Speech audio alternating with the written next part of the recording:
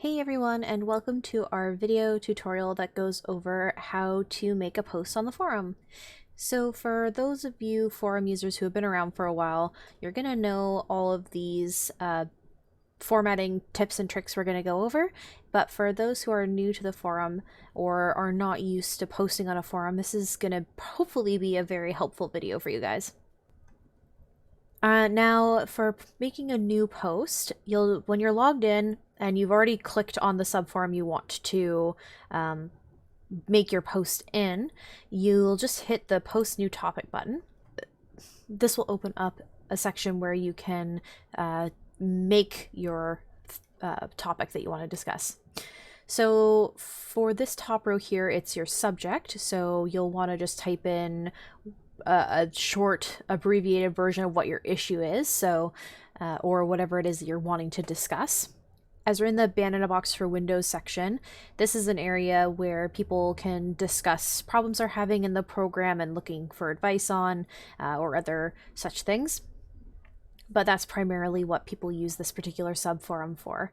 So for the subject, maybe it's something like, when using Ban in a Box, I'm not getting any audio. So you would just type in the top there something to the effect of no audio in Ban in a Box 2022. For the posting icon, this is just a little flare that you can add to your subject, essentially, for when you're viewing it in the subforum itself. So it'll have a little flare beside it if you choose one of these. Most people don't use them, but if you're wanting to just convey a certain expression, you can certainly do that. Now, this is where the bulk of our video is going to take place, is just this formatting section. So in this area, we have a bunch of different squares here that we can click on in order to add things into our post. So the first box here is smileys, which is pretty straightforward. You can basically just add in some emojis basically here to once again just convey your feelings. And the second box is to create a link to a web page. So I will show you how to do that here in just a moment. So when you click on it, you will see enter the complete URL for the link you wish to add, including HTTP or HTTPS. So for Ban in a Box, for PG Music's website, it's just going to be... So here you can see I've got the full URL here. I just happen to know that one off by heart. But you can always copy and paste a whole link in here instead. And when you're ready, you can just hit OK. And the second one will be to basically enter in what you want the title of the link to be. So for me, it will be PG Music homepage. And I'll hit OK. And so you'll see this code come up here that shows you the URL that you've selected and then the name of the link you'll basically be clicking on. For the second one, it's very similar. It's actually an email, create an email, link to an email.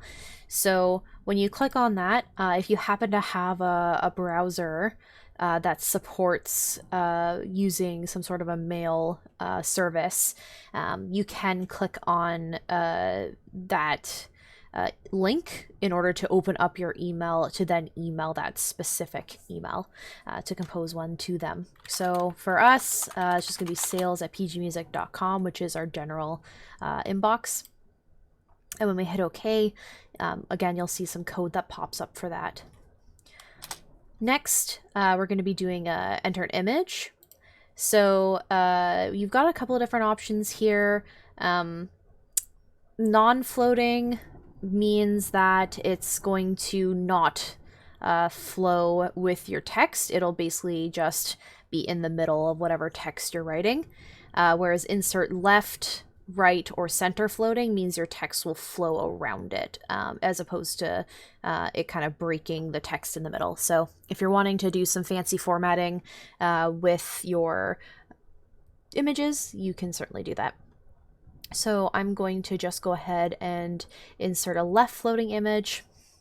And I already have a URL copied for this for a specific picture. But again, you'll just want to make sure you're using that HTTP or HTTPS for your URL here so that it's all included. And you just hit OK. And once again, you see the code that pops up for that. Next would be to enter a media tag, and something that I find really useful is having that YouTube video already available, like already open. That way you can just right click on it and copy the address. So I'll show you how to do that in a second here. But when you click on enter a media tag, you'll just see YouTube video. And you'll see at the top here that this pop-up comes up and says, enter the contents in the format shown below, and you just need the YouTube ID for that specific video. So here I have our Band in a Box video here already loaded. So if I just right click on that, I can then go to copy video URL, which is what I'm going to do. And then because I toggled away from it, that box will go away. But I'm going to click on this again and just paste in my link, and just going to highlight the section I don't need and remove that. And then once my YouTube code is the only thing that's, or YouTube ID rather, is the only thing that's in there, I'm going to go ahead and hit OK. And that code's in again. Great. So next is to create a list. So something to keep in mind for creating a list is that you're going to basically be able to just continue making additional items in that list if you want to. So I'm going to use this as an example for these formatting options here to kind of show you how that all plays together. So for here, you'll have the enter the new item list. When finished with your list, enter a blank value to close the list. So what I prefer doing, just to kind of keep it simple, is I like just putting in whatever it is I want to put in that list for the first item. So I'm just going to use the word list and then hit OK. And you'll see that we've got the code here. Now, what's different about this code in particular is that it's not closed. So what that means is this ending bracket here that has the little / in it, that is not here in our code to basically let it know that it's finished. So what I like to do is copy this first bracket here, the open bracket that tells it the code, the forum, that it's a list that I'm going to be writing. And I like to just tack that onto the end and paste it and then put in my /. So the thing about a list is that you can add as many items as you want to it. So I'm going to see here. So we've got my asterisk here inside this bracket. That means that's one item in the list. So I've got 10 items to show you here. So what I'm going to do is I'm just going to copy this and paste it in another 9 times. 1, 2, 3, 4, 5, 6, 7, 8, 9. Great. So now I'm going to show you these formatting options here. So the first one's bold. You can do it 2 different ways. The code never changes for any of this, so if you want to click any of these, you can, or if you learn the code around it, you can always just type that in manually, which is usually what I do. But for bold, you just highlight what you're wanting to be bold and hit the B button, and you'll see it's got the B and the B here with the close bracket, which means it'll be bold. For italics, you just click the little I, and it's got the eyes on either side. For underscore, you're going to hit the U with the line under it, and again, we're seeing those U's. Next is the strike option. So for strike through text, it's the S with the / through it, and you can see S and S. Next is going to be the spoiler text. So something about spoiler text is it'll basically, if you're talking about something, even in the off topic, such as a new album that just came out that has like a secret B-side to it or something, and you don't want to spoil for others that secret, then you can just use the spoiler tag to hide or obscure the text, and it lets people know that maybe there's something there that they may not want to read, and so they have the option to choose to either skip over that or to toggle it so that they can see it. And you can always like let people know what it's about as well. But you'll see the spoiler on either side. That'll put it inside there. The next one is to quote some text. So when you click on that, it'll put quote. The quote will be whatever's in between those two brackets. When you are on the forum and you're making posts in response to other people, you can hit the quote button that's directly under someone else's message. And I'll show you later those buttons as well. But you can also, that's one way to quote someone. The other way is to just do this, whether that's like an article you're referencing or some instructions from the FAQ. It's a good option to make some of your text stand out. So I just had to do a quick re-record of this section here for the code. So for that, you'll see the 4 different options here. Basically what these are going to do is it'll just kind of create something similar to a quote where it creates a box with some text inside of it that you can copy. So you can do that no problem. So most people aren't going to use PHP or SQL. In fact, you're probably not going to really use this in general. But if you do want to utilize it, that is there. And you'll see what that's going to look like in the later in this video. Next is going to be colors. So you can change the color of your font if you want to highlight something or just make something stand out. So you can see that's been applied here, and it's just an HTML hex code for the font.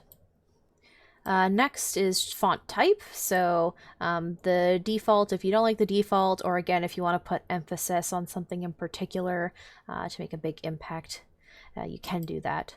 So I've applied that impact font here. And last but not least is the font size. So if you want to make something ginormous or very small, you have that option. So you pick 26 here. Once you've got all your formatting in, you just hit preview post and you'll see everything here. So because this is just a demonstration of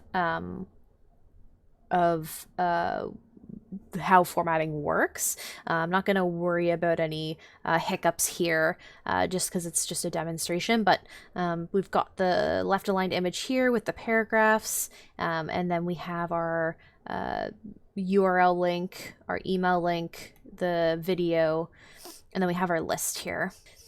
Yeah, so we got the bold, the italics, the underscore, the strikeout, the spoiler, the quote if you wanted to quote somebody, the HTML to copy your code, the different colored font, we've got the different type of font, and we've got the size change. The only other thing worth noting in your post options is the file manager.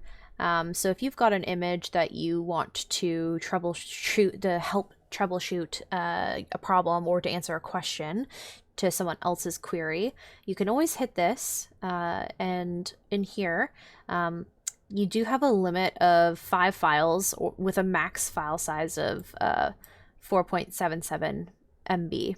So that's something to be aware of. You can only post these types of images. You can't use it for any other file type. But to pick a file, you just go to choose file and click on the file you want and hit open, and then just add file. And you'll see that it's right here, the name of the file, and if you decide for whatever reason you no longer want that file, you just hit remove. And if you're like, oh, well, I want to upload a different one actually, then you just go back in and pick something else and add that in there. And I'll just do one more to show you what the multiple files look like. So there, you can see both of them there. That's great. And when you're done, just hit done adding files. So that covers all of the features you can kind of use for posting. But one thing that I will show you is if you go into a thread here and you're wanting to respond to someone, you can either do that quote that I mentioned before or quick reply. Quick reply and quick quote will take you to the bottom of the page. So I'll hit that now. And you can see here that we've got this kind of box at the bottom. This box is always there, so you could just scroll to the very bottom, but you don't have any of that formatting kind of interface that you can use. So if you're wanting to format with code, you're gonna have to type it in manually instead. So that's where learning that UBB code comes in handy. But you can always use the switch to full reply screen to go into this screen again. So that's always an option there. And you also have the option to preview your reply from the quick reply section if you want to check if your code worked, if you decide you want to do code. But you also can't you can't use the file manager in here. So if you want to attach those images, I highly recommend that you go to the full reply screen, which you can also do just by clicking on reply here. So that is how you make a post on the forum or respond to someone. So if you have any other questions about that, don't hesitate to leave a comment there on the bottom of the video or in the forum where we've posted it. Thanks for watching.